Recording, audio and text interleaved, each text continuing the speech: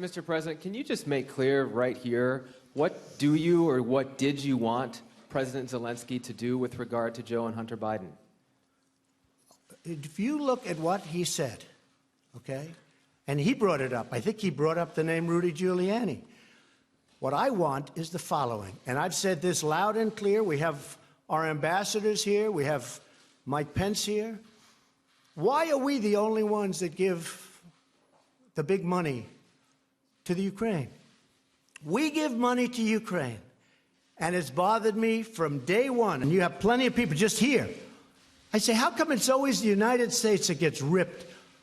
Frankly, Ukraine, we want to help them. And I do like the new president. You know why I like him? Because he was honest. Because he said there was no pressure at all exerted on me, meaning him, by the President of the United States. He said it. By the way, that one sentence should stop this. But he said there was no pressure exerted. But you don't have to ask him. All you have to do is read the transcript, read the telephone call. But what I was having a problem with are two things. Number one, Ukraine is known before him for tremendous corruption. Tremendous. More than just about any country in the world. In fact, they're rated one of the most corrupt countries in the world. And I don't like giving money to a country that's that corrupt. Number two, you don't like giving money. Excuse me. Number two, I said the following. And I said this loud and clear to everybody. And in fact, Rob Portman backed me up, and there's nobody more honorable than Rob Portman of Ohio. Because he called up, please let the money go. I said, Rob, I hate being the country that's always giving money. When Ukraine helps Europe and the European countries far more than they help us. They're like a wall between Russia and Europe. They're like a wall. They're a big, wide, beautiful wall. And he said, you know what, but it's important. And in fact, he came out and he said that. That was my only reason. Because I don't like being the sucker country. We were the sucker country for years and years. We're not the sucker country anymore. But I gave the money because Rob Portman and others called me and asked. But I don't like to be the sucker. And European countries are helped far more than we are. And those countries should pay more to help Ukraine. Ask a question, please. Thank you, sir. What about Mr. Biden? What did you want about Biden? What did you want him to look into on Biden? Look, Biden and his son are stone cold crooked. And you know it. His son walks out with millions of dollars. The kid knows nothing. You know it, and so do we. Go ahead, ask a question. The question, sir, was what did you want President Zelensky to do about Vice President Biden and his son, Hunter? Are you talking to me? Yeah, it was just a follow-up of what I just asked you, sir. Listen, you ready? We have the President of Finland. Ask him a question. I have one for him. I just wanted to follow up on the one that I asked you, which was, you hear what me? did you want Did you hear me? Yes, ask sir. him a question. I will, but I've given you a long answer. Ask this gentleman a question. Don't be rude. No, sir, I don't want to be rude. I just wanted you to have a chance to answer the question that I asked you. I've answered everything. It's a whole hoax. And you know who's playing into the hoax? People like you and the fake news media that we have in this country. And I say in many cases, the corrupt media, because you're corrupt. Much of the media in this country is not just fake, it's corrupt. And you have some very fine people, too. Great journalists, great reporters. But to a large extent, it's corrupt and it's fake.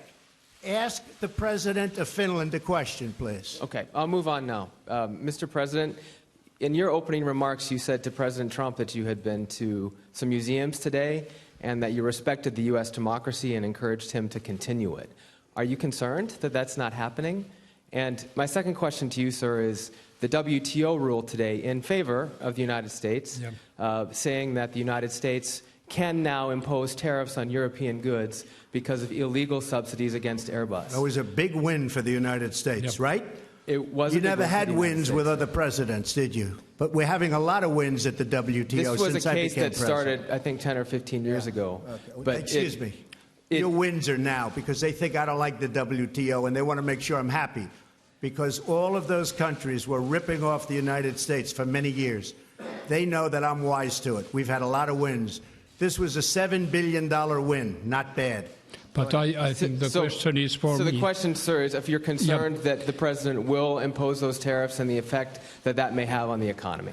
Yes, first of all, when I refer to your democracy, I just wanted to tell that I'm impressed what American people have gained during these decades, hundreds of years, building up a very impressive democracy.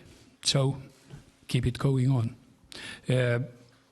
To WTO, I have a lot of respect to multilateralism and to international institutions.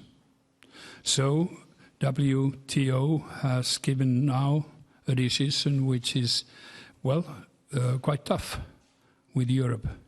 But I just say that the WTO has said its opinion, and that's that.